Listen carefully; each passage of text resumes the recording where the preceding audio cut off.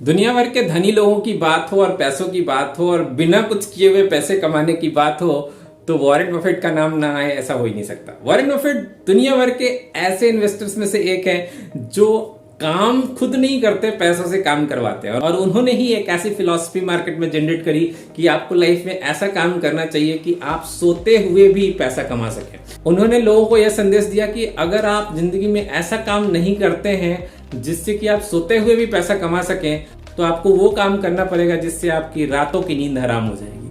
तो आइए आज के इस वीडियो में हम वॉरेन बफेट के उन 6 बेहतरीन टिप्स के बारे में बात करने वाले हैं जिसको अपनाकर एक सैलरी वाला व्यक्ति भी अमीर या फिर शहजादा बन सकता है। जी हाँ, अगर वॉरेन बफेट की माने तो वॉरेन बफेट कहते हैं पैसा कमाया नहीं जाता बल्कि पैसा बनाया जाता है। और पैसा बनाने के लिए आपके अंदर लाइफ की स्किल्स होनी चाहिए, चाहे आप वो पैसा किसी भी माध्यम से ला रहे हो, चाहे आप नौकरी करके वो पैसा ला रहे हो, बिजनेस करके वो पैसा ला रहे हो या कोई और काम करके पैसा लेके आ रहे हो, लेकिन उस पैसे का सही मैनेजमेंट अगर आप करते हैं तो आप भी धनी हो सकते हैं। तो इस वीडियो में हम विस्तार से चर्चा ये करेंगे कि अगर हम नौकरी वाले व्यक्ति हैं और आपकी सैलरी आती है तो सैलरी आते ही आपको कौन सी टेक्निक अपनानी चाहिए जिससे कि आप भी वॉरेन बफेट की तरह अमीर बन सकते हैं, या फिर एटलीस्ट इतने अमीर तो जरूर बन सकते हैं जिससे कि हम लोगों के बीच में एक बेहतरीन मुकाम प्राप्त कर सके। कहते हैं धन से बड़ा कोई धर्म नहीं है, कहते हैं कि पैसा बोलता है। तो आइए पैसों के बारे में आज कुछ अच्छा सुनते हैं। वॉरेन बफेट के सबसे पहले टिप में वॉरेन बफेट कहते हैं कि आपके पास पैसा हमेशा ही कैश और लिक्विड के रूप में होना चाहिए। आप पैसे को इस तरीके से व्यवस्थित करें कि आपके पास जरूरत पड़ने पे वो कैश में या फिर लिक्विड के रूप में अवेलेबल हो कि जब चाहे जहां चाहे वो पैसा निकाल के आप डाल सके।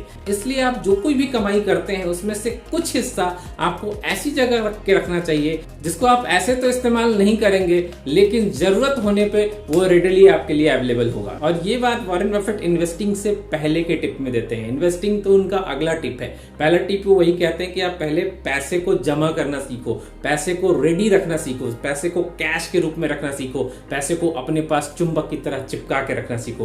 पैसा जितना आपसे चिपका हुआ रहेगा आप उतना ज्यादा पैसा बना सकेंगे।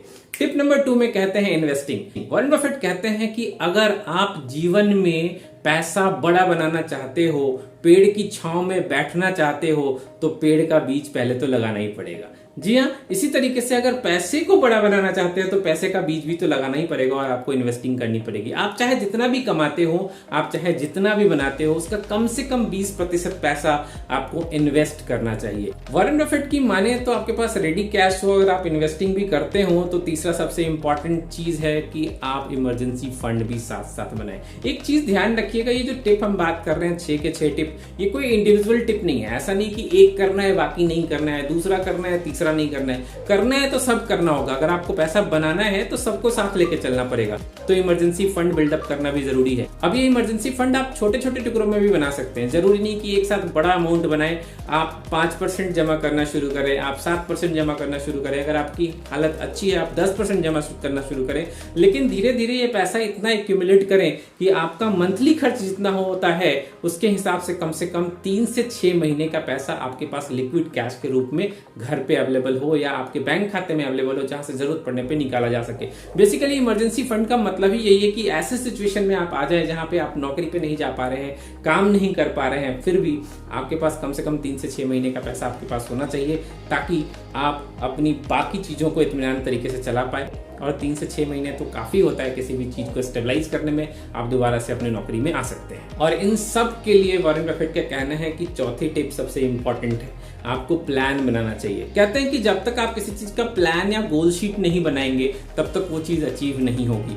गोल शीट बनाना या प्लान बनाना सिर्फ एक्सपेंस या इनकम को कैलकुलेट करने की बात नहीं है। बेसिकली एक्सपेंस एंड इनकम के बीच जो डिफरेंस है उसको ठीक करने की बात भी है। तो प्लान यानी गोल शीट में आपको पहले से ही तय रखना चाहिए कि कितना अमाउंट का पैसा आपको किस फंड में डालना है, जैसे कि इन्वेस्टिंग में कितना डालना है, इमरजेंसी फंड में कितना डालना है, लिक्विड कैश मनी घर में या बैंक अकाउंट में कितना होना चाहिए। ये सारी चीजें प्लान होनी चाहिए विद डेट। जब हम गोल की बात करते हैं और प्लान की बात करते हैं तो डेट के बिना कुछ भी संभव नहीं है। आपको डेट डालना ही होगा और बड़े बड़े अक्षरों में या तो कॉपी में या दीवारों पे लिख के रखना पड़ेगा। तो वॉरेन बफेट कहते हैं कि आपको अपने गोल शीट पे काम करनी चाहिए, प्लान बनाना चाहिए और उस प्लान का लेखा जोखा भी रखना चाहिए।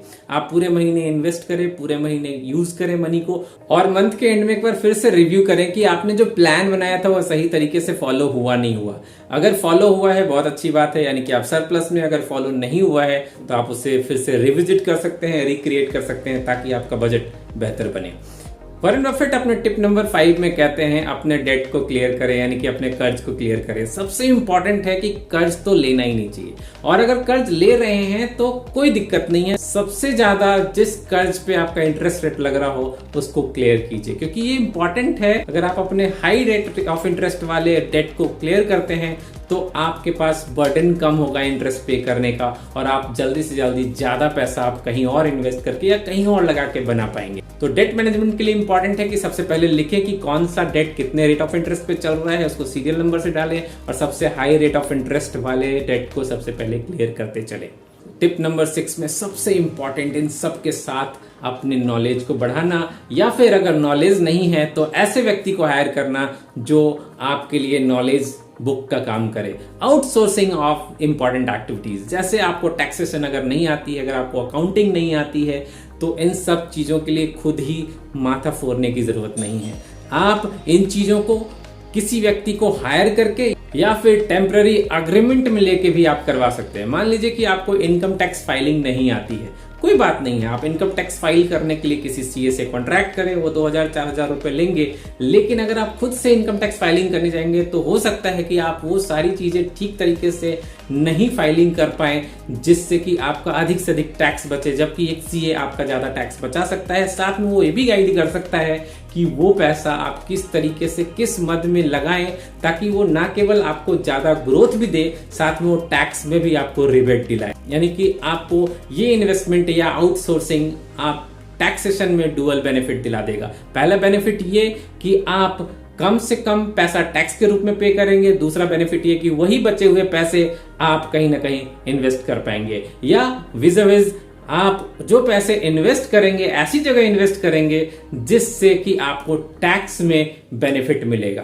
तो इस तरीके से अपनी चीजों को आउटसोर्स करना, जिसे आप स्वयं नहीं कर सकते, समय और पैसे दोनों की बचत कराता है। तो इंपॉर्टेंट है ये सारे टिप, और सबसे बड़ी बात यह है कि ये टिप सब एक दूसरे के साथ मिल के काम करते हैं। अगर आप इसमें से किसी एक पे काम कर रहे हैं, दूसरे पे काम नहीं कर रहे हैं, तो हो सकता है कि वो पूरी तरीके से इफेक्टिव ना हो सकता है कि वो बेहतरीन तरीके से काम ना करे आपके लिए। लेकिन इंपॉर्टेंट ये है कि अगर आप इन सबको मिला के एक साथ चलते हैं तो निश्चय ही आप एक धनी बनने की राह पे चल पड़ेंगे। उम्मीद करता हूं आपको ये वीडियो पसंद आया होगा। अपने उन साथियों से इसे शेयर कीजिए जिसको इनकी जरूरत है। साथ में अगर आप पहली बार मेरे चैनल पे आए हैं तो सब्सक्राइब करना मत भूलिएगा, लाइक भी जरूर कीजिएगा। ऐसे ही बेहतरीन वीडियोस मैं आपके लिए लेके आता रहूंगा। जब तक मैं आपके लिए अगला वीडियो लेके आऊं, तब तक के लिए आपको नमस्कार, जय हिंद, वंदे मातरम।